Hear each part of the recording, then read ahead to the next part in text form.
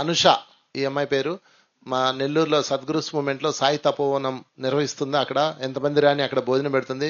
మన రాజు గారు కూడా వెళ్ళినప్పుడు 5 రోజులు 6 రోజులు ఒక రోజు ఉండొచ్చేద్దాం అనుకున్నాను. తపోవనం మనదే కాబట్టి, అన్ని మనయే, కానీ తపోవనం నాకు ప్రత్యేకం. మన వంశీ అంత అద్భుతంగా ఆ, తపోవనం చూసారా? ఎంతమంది చూసారు ఇక్కడ? అది నేను ఊహించలే అంతలా ఉంటుందని. అంటే మనం పిరమిడ్లు చూస్తాము, నేచరు, దానికి చేర్చే ఒక వాగు ఉంది, ఆ, ఒక టెంపుల్ ఉంది. టెంపుల్ నిత్యం ధ్యాన వెంకటేశ్వర టెంపుల్. ఎంత అద్భుతంగా ఉందో ఆ టెంపుల్. తర్వాత మళ్ళీ లోపలికి వెళ్తే ఆ, పాతాళ పాతాళ భువనేశ్వరి శివాలయం. మీకు అక్కడికి వెళ్తే మనం ఒక పురాతనమైన హిందూ కల్చర్లోకి వెళ్ళాం. ప్లస్ మెడిటేషన్ ఎంట్రన్స్లోనే అన్ని మన పిరమిడ్లు, పత్రిజీ, మన కాన్సెప్ట్స్, చక్కటి వసతి, భోజనశాల ఎంత అద్భుతంగా వాళ్ళు చూస్తారంటే, నేను ఒక రోజు అక్కడ ఉండి ఆ చుట్టుపక్కల చూసి వెళ్ళాలనుకున్నాను. నాకు అది చాలా బాగా అనిపించి నేను 4 రోజులు 5 రోజులు ఆ పాదయాత్రలో అక్కడ ఉండడం, పక్క ఊర్లో వెళ్ళడం, మళ్ళీ రావడం చేస్తాం. Thank you. అనుష మాట్లాడు. నా పేరు అనుష. నేను నెల్లూరు జిల్లా నుంచి వచ్చాను. నెల్లూరు జిల్లాలో పల్లిపాలెం అనే గ్రామం నుంచి వచ్చాను. 2015లో వంశీ మాస్టర్ గారి ద్వారా ఈ ధ్యానంలోకి రావడం జరిగింది. సో అలాగే నాకు ఇంత జ్ఞానాన్ని అందించిన వంశీ మాస్టర్ గారికి వేల వేల ఆత్మ ప్రణామాలు తెలియజేసుకుంటున్నాను.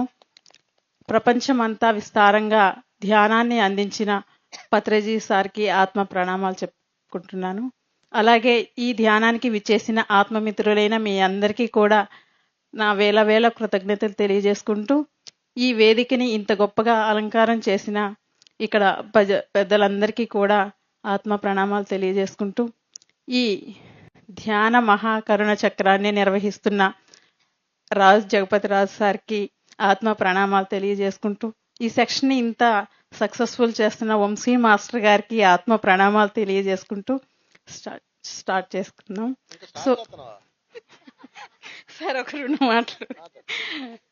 సో నేను ధ్యానంలోకి ఎలా వచ్చానంటే, వంశీ మాస్టర్ గారు సాయి ఆత్మజ్ఞాన తత్వం అనే పాంప్లెట్ కాగితము నా దగ్గరకు వచ్చింది.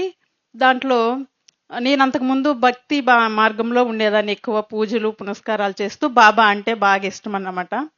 సో 41 రోజు ధ్యానం చేస్తే మీకు సాయి దర్శనం చేపిస్తాను సారు హెడ్డింగ్ వేసిండారు. సో అందులో నుంచి నేను దాన్ని గట్టిగా పట్టుకున్నాను. సో సాయి దర్శనం అంటే మనము విగ్రహ రూపాన్ని దర్శిస్తున్నాము, అలా కాకుండా సాయి యొక్క భగవంతుడి యొక్క స్వరూపాన్ని చూపిస్తానంటున్నారు కదా అని చెప్పి ధ్యానాన్ని గట్టిగా పట్టుకోవడం జరిగింది. అలాగే సాయి ఆత్మజ్ఞానత సాయి సచ్చరిత్ర పారాయణ 11 సార్లు చేశానన్నమాట ధ్యానంలోకి రాకముందు. అయితే ఎప్పుడూ శాహాహారులుగా ఉండాలన్న ఆలోచన కూడా నాకు రాలేదు. సో సాయి ఆత్మజ్ఞాన తత్వం అనే పాంప్లెట్ కాగితంలో సార్ ఒక వాక్యం రాశారండి. నాకు చాలా నచ్చింది ఆ వాక్యము. ఏంటి అంటే, బాబా అంటారు, సర్వజీవులలో నేనే జీవించి ఉన్నాను, మరి మీరు చంపుకొని తినేది ఎవరిని అని హెడ్డింగ్ రాసున్నారండి. సో అది నాకు ఎక్కడో కనెక్ట్ అయింది. ఇంకంతే, ఎప్పుడైతే నేను ఆ వర్డ్ చదివానో ఆ క్షణం నుంచి శాహాహారిగా జీవించడం స్టార్ట్ చేశానన్నమాట. సో ఇంకా సారు అక్కడికి వచ్చి ప్రతి నెల సాయి తపోవనంలో క్లాసులు చెప్తూ ఉంటారు. ఆ క్లాసులు అన్నిట్లో నేను ఆ జ్ఞానాన్ని వింటూ, అలాగే అక్కడ సార్ చేస్తున్న ఆ ప్రోగ్రాలకు అన్నిటికి సేవ చేసుకుంటూ ఉంటాను. ఈ సేవ చేసుకునే గొప్ప అవకాశాన్ని వంశీ మాస్టర్ గారు నాకు అందించారు. ఇంత గొప్ప గురువుని పొందడానికి నేను జన్మ జన్మల పుణ్య ఫలితం అనుకుంటాను ప్రతి క్షణం కూడా. అలాగే నేను ధ్యానంలోకి రాకముందు ఆర్థిక సమస్యలు, అనారోగ్య సమస్యలతో ఉన్నాము. ఎప్పుడైతే గురువు గారు పరిచయం అయ్యారో, గురువు గారి నుంచి జ్ఞానాన్ని అందుకుంటున్నామో, మేము అనారోగ్య సమస్యల నుంచి బయటకు వచ్చామండి. ఒక చిన్న ఎగ్జాంపుల్ చెప్పి కంప్లీట్ చేసుకున్నాం. సో మేము రైతు కుటుంబంలో నుంచి వచ్చాము. మాది పల్లెటూరు అన్నమాట. చాలా మూఢంగా ఉంటామన్నమాట. సో ఏది చెప్పినా తొందరగా తీసుకోం, అంటే కొంచెం టైం పట్టద్దు అన్నట్టుగా. ఇంత అమాయకత్వంలో ఉన్న నన్ను కూడా జ్ఞానిగా మార్చారు సారు. అందుకు నేను ఆయనకి ఎప్పుడూ కృతజ్ఞతతో ఉంటాను. ఎన్ని జన్మల్లో సేవ చేసుకున్నా తక్కువే అనిపిస్తుంది. సో ఒకసారి మా వారికి 24 గంటల కడుపులో నొప్పి వచ్చింది. నేను ధ్యానం చేస్తున్నాను కానీ మా ఫ్యామిలీ మెంబర్స్ అప్పటికి ధ్యానంలోకి రాలేదన్నమాట. అయితే హాస్పిటల్కి తీసుకెళ్ళాము. నెల్లూరు జిల్లాలో రామచంద్రారెడ్డి హాస్పిటల్లో ట్రీట్మెంట్ తీసుకుంటున్నారు. అయితే ఆయనకి 24 గంటల లోపు ఆపరేషన్ చేయాలన్నారండి. ఒక హాఫ్ అన్ అవర్లో మత్తు ఇంజెక్షన్ డాక్టర్ వస్తాడు, మత్తు ఇంజెక్షన్ చేయాలని చెప్పారు. అయితే సారు ఆ సమయానికి తపోవనం వచ్చున్నారు. సార్తో నేను చెప్పానన్నమాట, మా వారికి హెల్త్ బాగలేదు సార్, ఇలాగా ఆపరేషన్ చేయాలంటున్నారు అని.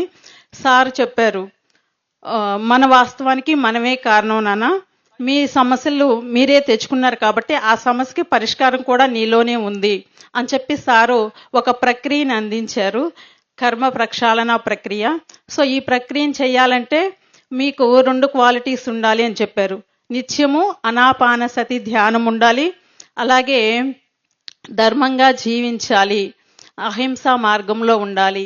ఈ రెండిట్లో ఎవరైతే ఉంటారో వాళ్ళు ఈ ప్రక్రియ ద్వారా వెంటనే ఆ సమస్యల నుంచి బయటికి రావచ్చు అని చెప్పారు.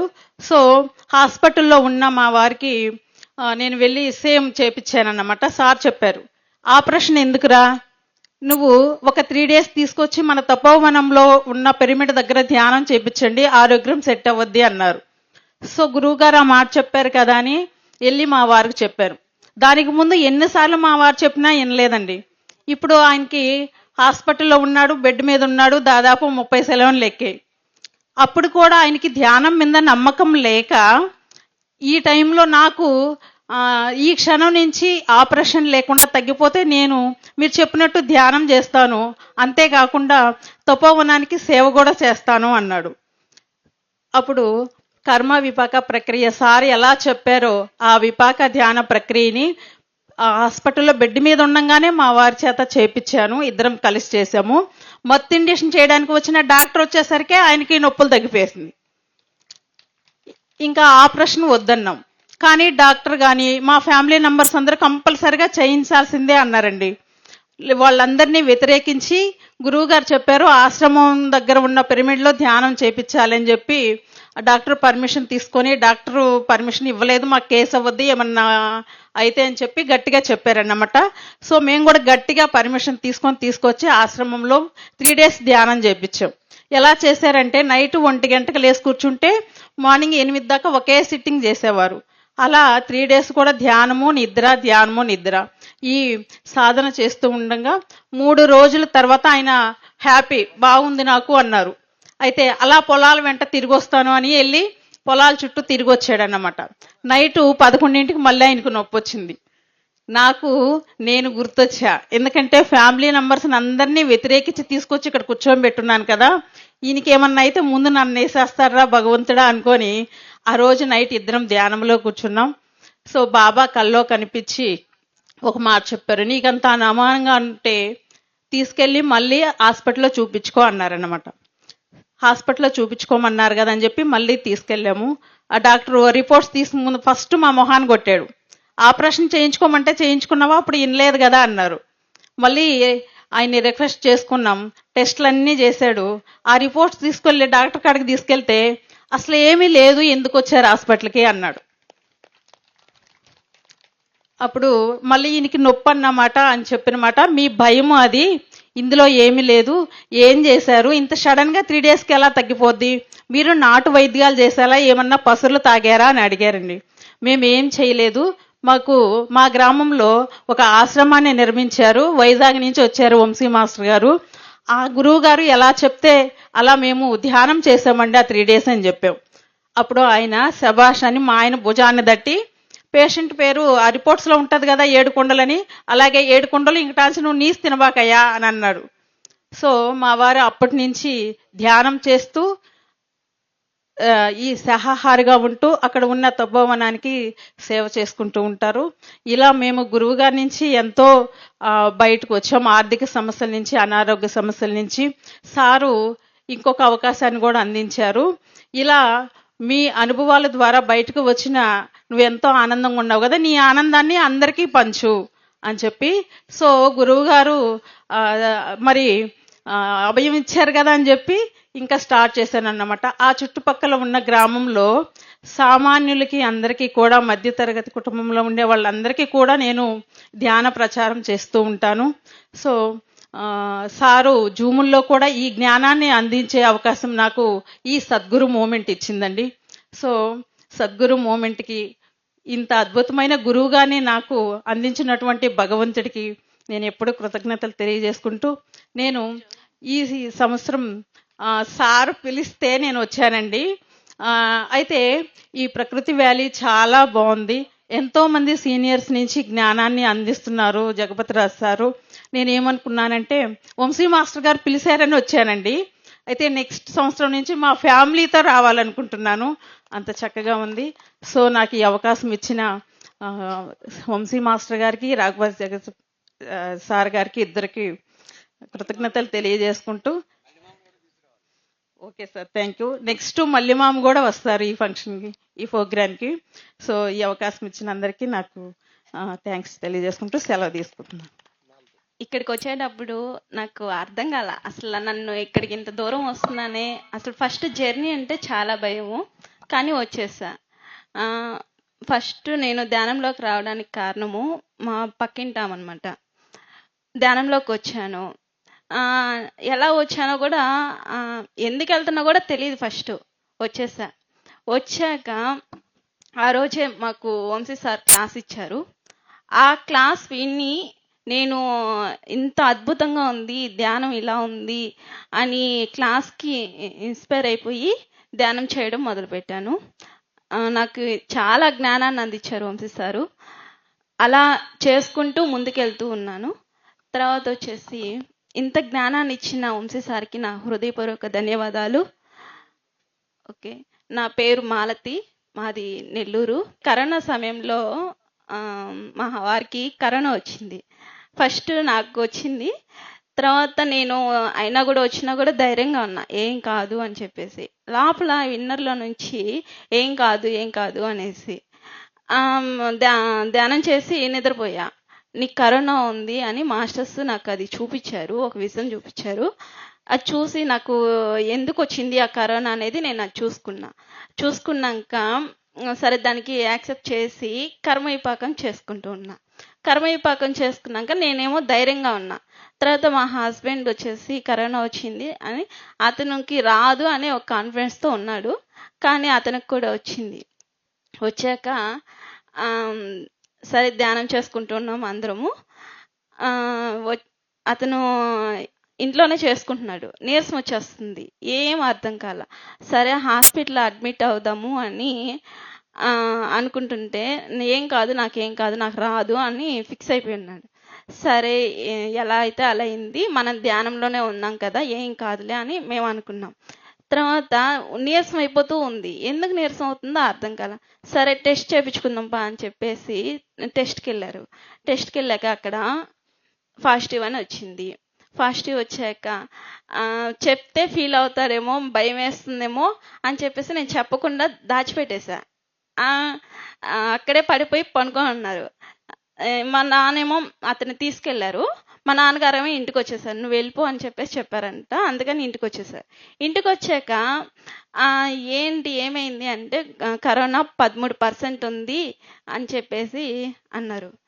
అంత ఎక్కువ ఉన్నప్పుడు నువ్వు అతనితో ఉండి తీసుకొని రావాలి కదా, నువ్వు ఎలా వదిలేసి వచ్చావు అని చెప్పేసి నేను అనుకుంటున్నా. అతను చెప్పాక సరే ఎలా వచ్చాడో ఇంటికి వచ్చేసాడు. మా ఇంటికి రాకుండా మా అమ్మ వాళ్ళ ఇంటికి వెళ్ళాడు. అక్కడికి వెళ్ళాక అక్కడ పనుకొని ఉన్నారు. ఎంత పర్సంటేజ్ ఉందో అతనికి చెప్పలా. మేము మటుకు మాకు అందరికి తెలుసు. చెప్తేమో భయపడి ఇంకా ఎక్కువైపోద్దేమో అని మేము ఫీల్ అవుతున్నాము. అతను చెప్పలేదని అతను ఫీల్ అవుతున్నాడు. సరే ఇదంతా కాదు, మహాన్ దేవ ఏదైతే అదైంది, నేను ధ్యానంలో కూర్చొని నేను ధర్మంగా జీవిస్తాను, మేమంతా శాకాహారులుగా మారుతాము, మా హస్బెండ్ అందరం ఫ్యామిలీ మొత్తం శాకాహారులుగా మారుతాము. ఇంక నుంచి దీనికి సంబంధించిన ఏమైనా దుష్కర్మలు ఉంటే ఓటి పట్ల మేము క్షమాపణ చెప్పి దీన్ని మార్చుకుంటాము, మా జీవితాన్ని మార్చుకుంటాము అని చెప్పాక మా హస్బెండ్కి అంటే హాస్పిటల్లో అడ్మిట్ అవ్వాలి అని చెప్పేసి ఇంకా చాలా సీరియస్ అయిపోయిందనమాట. అయిపోయాక బెడ్లు ఎక్కడ దొరకలా. బెడ్లు దొరకకపోతే మా మామయ్య ఫోన్ చేసి రికమెండేషన్ ద్వారా గవర్నమెంట్ హాస్పిటల్లో దొరికిందనమాట బెడ్. సరే అక్కడికి వెళ్ళారు. అక్కడికి వెళ్ళాక అక్కడున్న చూసే ఒక్కొక్కరు మరణించేది రకరకాల పేషెంట్స్ని అందరినీ చూస్తున్నారు. ఇతనికి ఏమో అవి చూసి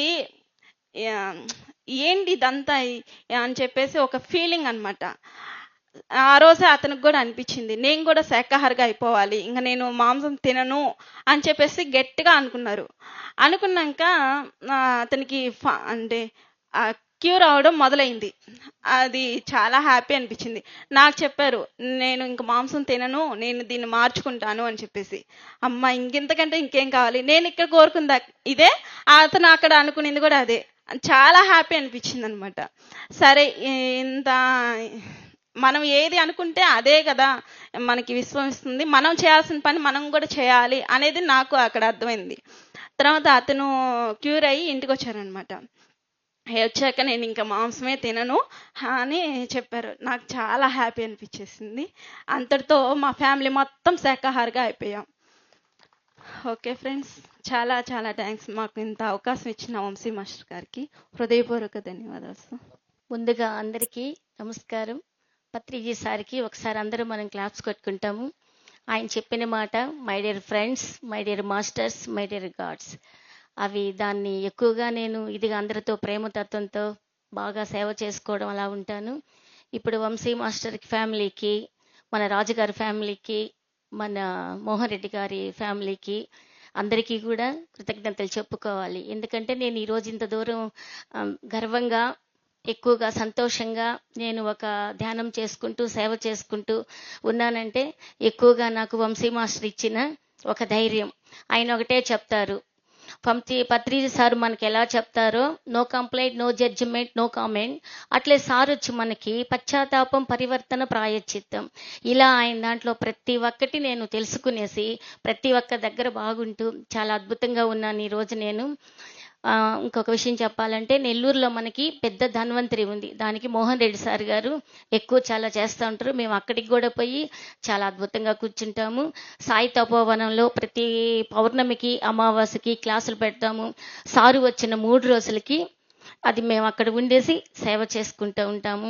ఇంత అద్భుతమైన మన ఈ ప్రకృతి వ్యాలీకి రావడానికి కారణం కూడా మన వంశీ సారేను. సార్కి ఒకసారి గట్టిగా క్లాప్స్ కొడతాము. రాజుగారి సార్కి, వంశీ సార్కి, అందరికీ, మోహన్ రెడ్డి సార్కి, ఇక్కడ ఉండే మాస్టర్స్ అందరికి కూడా మనం క్లాప్స్ కొడతాము. భూమి సాక్షాత్కారం అని చెప్పని ఆయన తిరగాలనంటే ఆయనతో కూడా ఒక 5 రోజులు తిరిగాను సారు గారితో.